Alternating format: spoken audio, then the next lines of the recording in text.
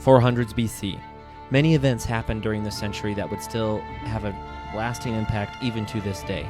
The Roman Republic started in a few years before this, in 509. We start to see Greece come together, not just as a bunch of little city-states, but as a nation to repel Persian invasions and attacks. It would still be about 100 or 50 years, depending on where you are in the century, from Alexander the Great to even be born. And it is during this century that the Persian Empire was at its truest height. It is during this time of transition that was foretold by Daniel, in particular, that our heroine steps in to save the lives of all her people.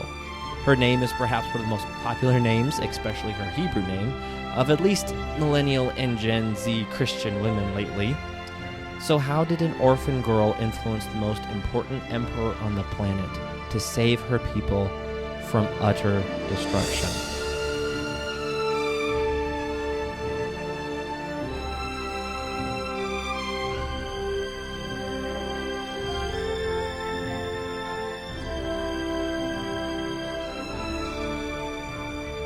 The book itself was written after the death of Ahasuerus. Not sure exactly by who, but it obviously was a Jew. The book follows about 483 to 473, a 10-year timeline. We pick up most of the book in about 480 to 479. About 479, this is where Ahasuerus sends for maidens to come, and this is where he would pick Esther. This is following kind of his sadness from losing a battle, or essentially a short war with Greece. And the reason he needed a queen is because he kicked out his first queen, Vashti, in 483 for being rebellious and not obeying, which, again, we will look at in future weeks, but just an overall basic timeline of the book. Notable people, obviously, Esther. Now, Esther is her Persian name. That means morning star. Her Hebrew name, Hadassah, means myrtle. We don't know exactly a lot about her besides that she lost her parents from a very young age and that her cousin Mordecai raised her. Now, Mordecai we know a lot more about. His grandfather, and therefore also Esther's grandfather, was Kish. Now, this is not the father of Saul. This is a different Kish. But what is important is that Mordecai and Esther are from the tribe of Benjamin. And therefore, Esther and Mordecai's grandparents were taken captive during the Babylonian captivity, and it was after this captivity, when the Babylonian Empire fell, that Mordecai and probably Esther's parents and others moved to the Persian cities and Persian capitals. They're currently in Shushan. That is a winter palace and winter capital. The Persian Empire didn't have one specific city. They had like 3 capital cities that they would bounce around from.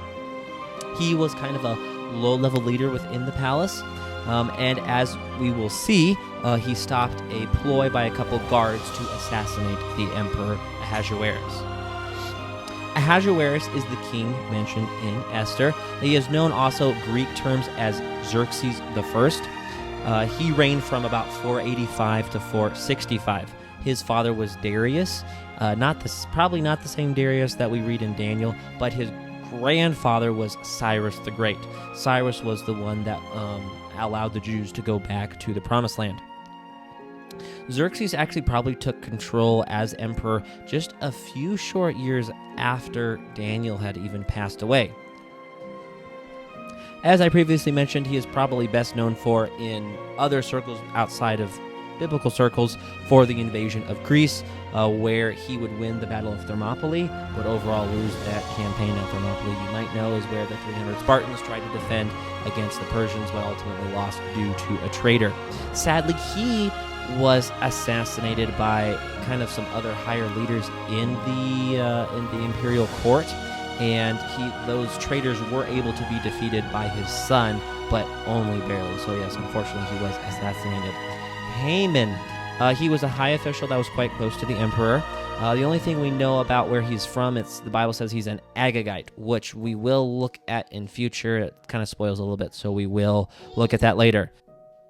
He claimed some sort of divinity in his stature within the empire. This is the reason Mordecai would not bow to him, was due to Mordecai finding the 10 Commandments and not bowing to another person that claimed to be a deity. the Jews. Cyrus had already allowed and wanted the Jews to return home and possess the Promised Land again in 539.